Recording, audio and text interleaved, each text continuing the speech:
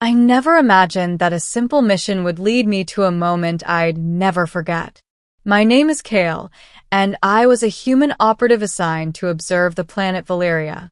Valyria was known across the galaxy as a world of breathtaking landscapes, crimson skies, bioluminescent forests, and oceans that shimmered like liquid sapphires, but also as the seat of the mysterious Velyrian Empire, ruled by the enigmatic Princess Seraphine.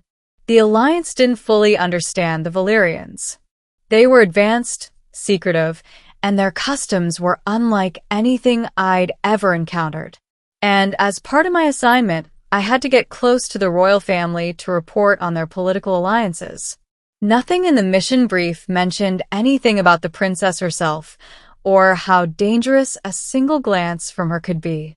I first met Seraphine in the royal gardens, a place where the air glowed with natural phosphorescence. She was observing alien flora, her fingers brushing softly over luminescent petals. I had been instructed to stay at a distance, but a sudden slip on the wet stone caused me to stumble forward, and my hand grazed hers. She froze. The world seemed to tilt around me. Her eyes, silver and glowing faintly in the moonlight, widened slightly. Then, in a voice soft enough to make my heart catch, she whispered, "It's done." I froze. My mission, my training, my entire existence as a human operative screamed at me to pull back, apologize, retreat. But I couldn't move. Every instinct I had was paralyzed by the weight of her words. Done. I managed, my voice barely audible. She didn't answer immediately. Instead, she continued tracing the edge of the flower with her delicate fingers, as though nothing had happened. But the stillness in her body, the intensity in her gaze, told me that something monumental had occurred, something I had never been prepared for. Days passed, but I couldn't shake that whisper from my mind. My observation logs became scattered with notes about her gestures, her expressions, the faintest flickers of emotion that human eyes might miss. It was during a formal banquet that I understood the meaning of her words. Valyrian royalty had traditions humans could barely comprehend. Among them was a ritual known as the Ethereal Bonding, performed when a human and a Valyrian were deemed compatible in spirit and intent. The brushing of hands was the first step, an acknowledgement of connection that transcended mere words or social expectation. I hadn't realized it at the time, but that accidental touch had triggered the ritual. Seraphine had whispered, "It's done," to signify that the bond was sealed. The realization sent a shiver down my spine. I had been chosen in a way I had never expected.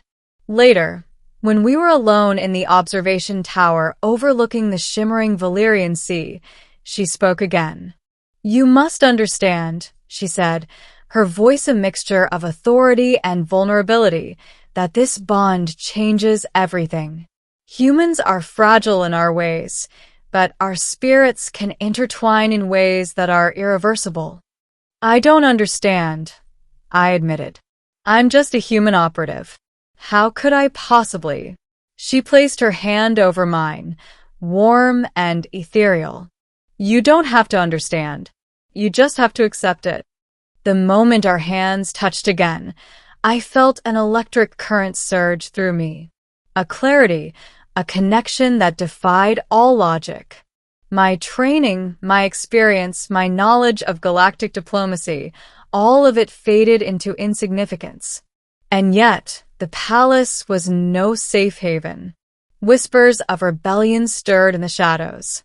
The Syndicate of Nerevans, enemies of the Valyrians, had discovered the existence of the Ethereal Bonding ritual and believed it could be exploited. I had not only become a witness to a sacred connection, but also a target. The danger. It began with subtle warnings. A servant approached me in the corridor, whispering of masked figures lurking near the royal docks. Then, during a private training session, a shadow moved across the floor, quick, silent, deadly. I knew what had to be done.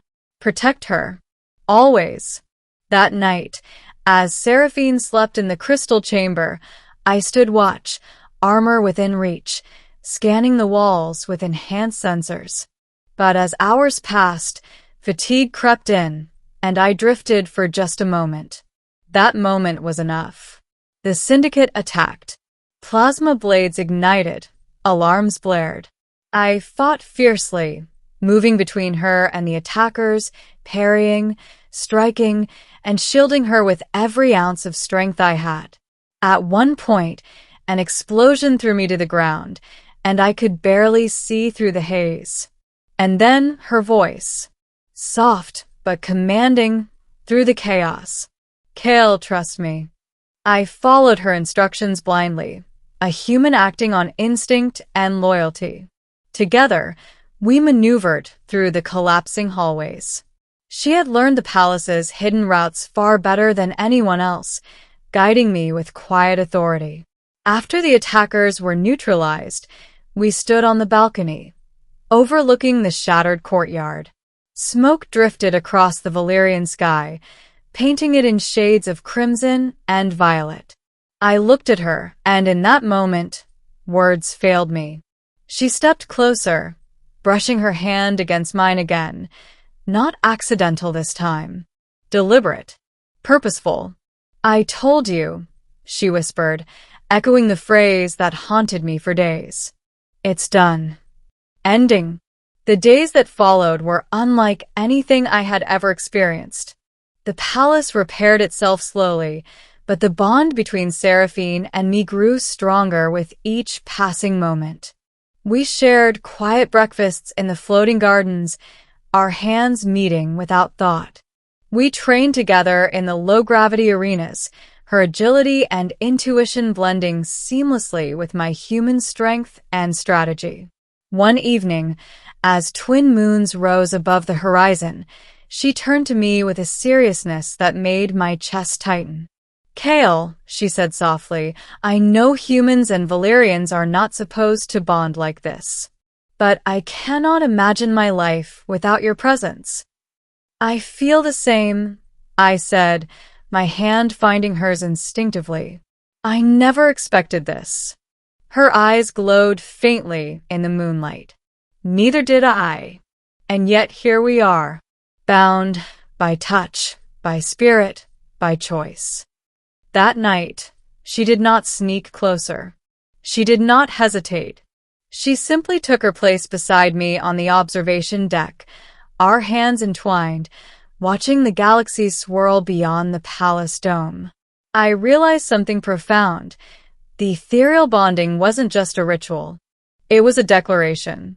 Not of duty, not of obligation, but of trust, connection, and love. And as I held her hand, feeling the warmth and strength radiating from her, I understood why I could never forget those words she had whispered the first night. It's done. Done. Not as an ending, but as a beginning. Of partnership, of shared destiny, of a human and an alien princess whose bond transcended worlds. From that moment forward, I was no longer just her protector. I was her companion, her confidant, her chosen. And she was mine. In the silence of the stars, amidst the glowing skies of Valyria, our hands remained joined. Forever.